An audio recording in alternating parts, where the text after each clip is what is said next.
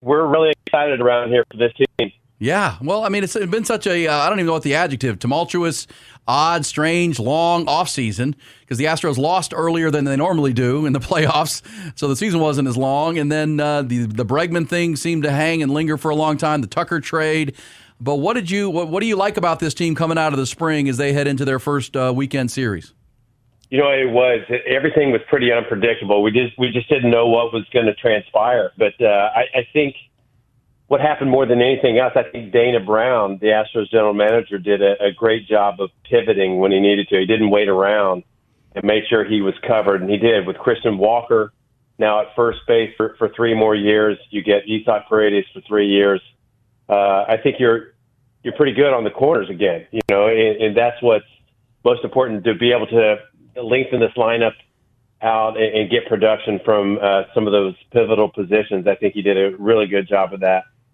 So I don't know. It's going to be, I think the biggest probably question mark, Aaron, is maybe who's going to be those bridge guys to get them to Abreu and Hader at the end.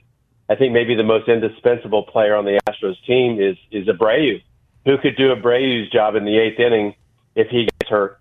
Because if Hader gets hurt, I think Abreu could do his job, but I don't think anybody could do Abreu's job from what they have right now. So somebody may step up and become that guy, but right now Abreu becomes very important for this team.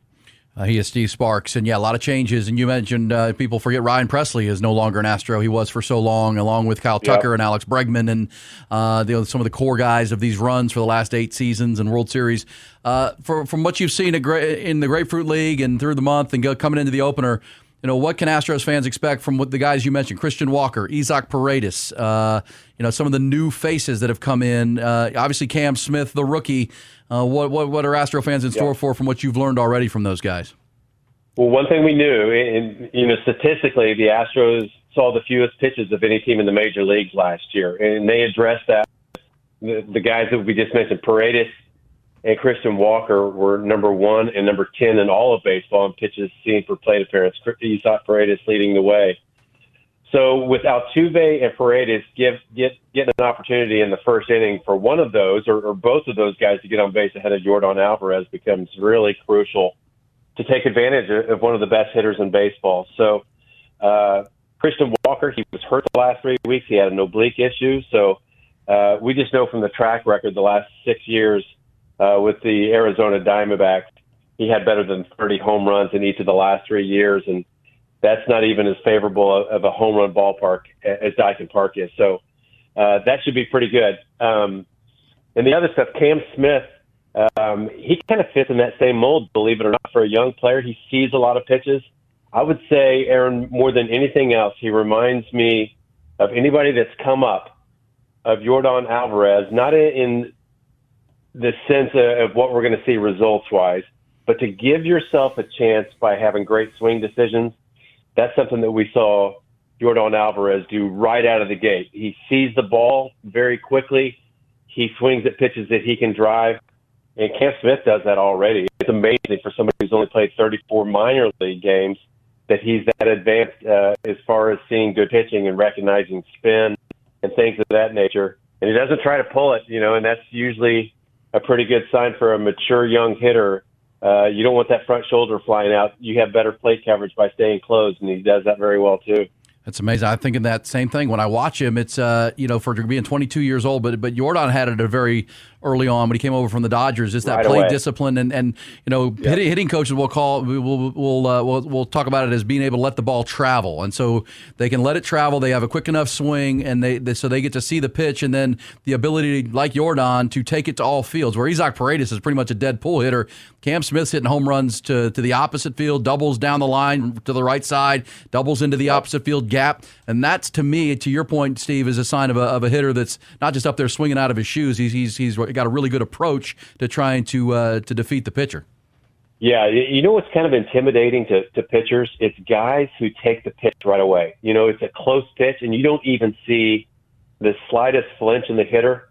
To a pitcher, you're going, geez, he's seeing that. He's seeing it. Great, I got nothing for this guy. Seriously, I mean, you think like that when a guy takes the ball the way Cam Smith does, of all people, at 22 years old, and he's not even flinching on a slider just off the outside corner. He sees it that well. So he's got that part of the game, and I think that's the best place to start for a young hitter. Steve, former pitcher that you were, who are you the most excited to see this year, whether it's the starting pitching or just the relief pitchers? Want to hear about just guys maybe we are not talking about, but just the pitching in general. Well, I think we'd probably start with Jeremy Pena. And he went to Florida for a couple of weeks during the off season to work with a hitting coach in Miami. And it's Yuli Gurriel's older brother, of all people, Yuniesky Gurriel. And he worked with him for a couple of weeks. And what I've noticed, and I haven't talked to him specifically, but what I've noticed right away, and I think this is the reason why he wasn't picking up the slider and why he was chasing so much, is because his head was moving so much.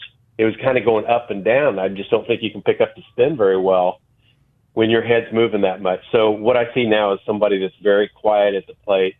And I can't tell you how many times I saw him lay off tough sliders off that outside corner, and sure enough, the next pitch he gets something that he can hammer.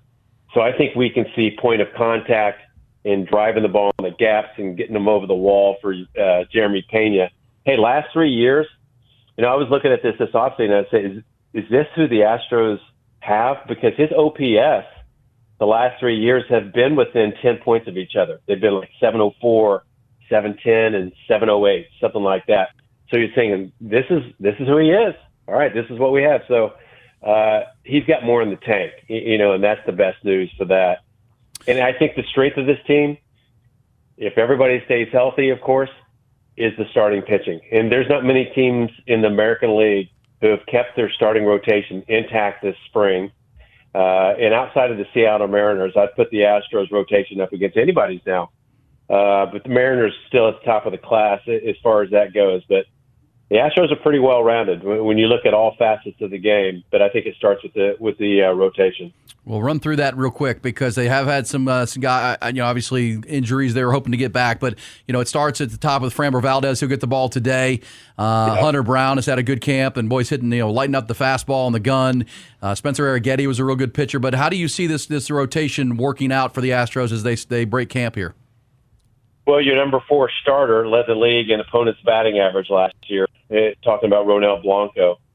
And he's a horse, and I think he's going to be able to log innings and get you through another season. If he's your number 4, you're in great business. And Wesneski, who the Astros got in the Kyle Tucker trade as well, his stuff is great.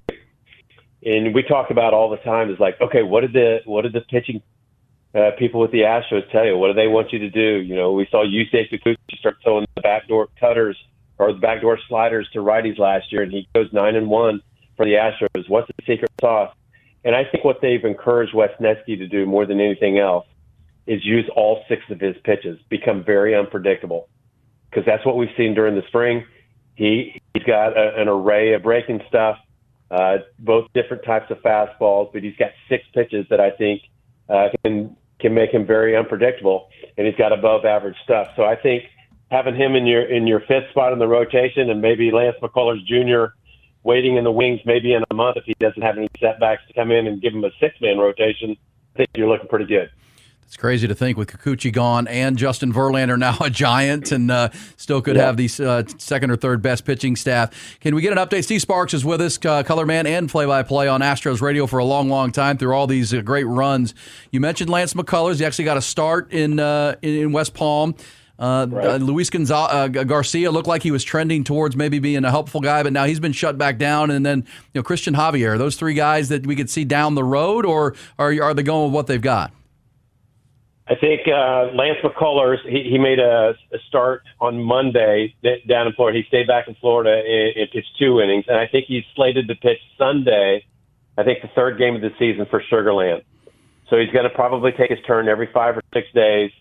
And I think you get 30 days, and then a decision needs to be made after that. And I think it might be an opportunity. They build in a lot of off days in the first month of the season because of poor weather.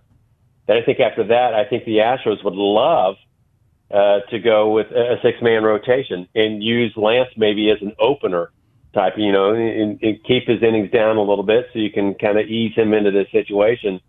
But his stuff looked good. The game that I saw, he was 92, 93. He's probably got a couple more miles per hour ticked in there somewhere with some adrenaline. But his breaking stuff, his changeup, everything looked really sharp. His mechanics look great. He's cleaned a couple things up, I think, that can help him stay more healthy. Luis Garcia had a setback. He's going to get a second opinion. That's not a good sign. I'll just be, frank. When you're looking for a second opinion, you didn't like the first one.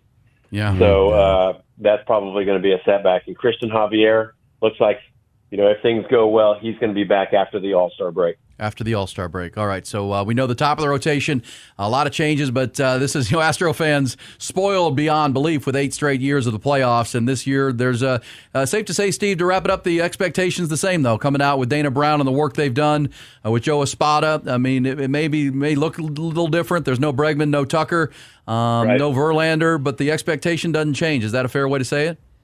I think so, and I don't think anybody, to be honest with you, I don't think anybody in the American League is a clear-cut favorite in any of the 3 divisions. I don't think anybody's really going to run away with things, and I think there's going to be a lot of teams winning between 84 and 88 wins for a lot of teams, and I think the Astros are right in that group.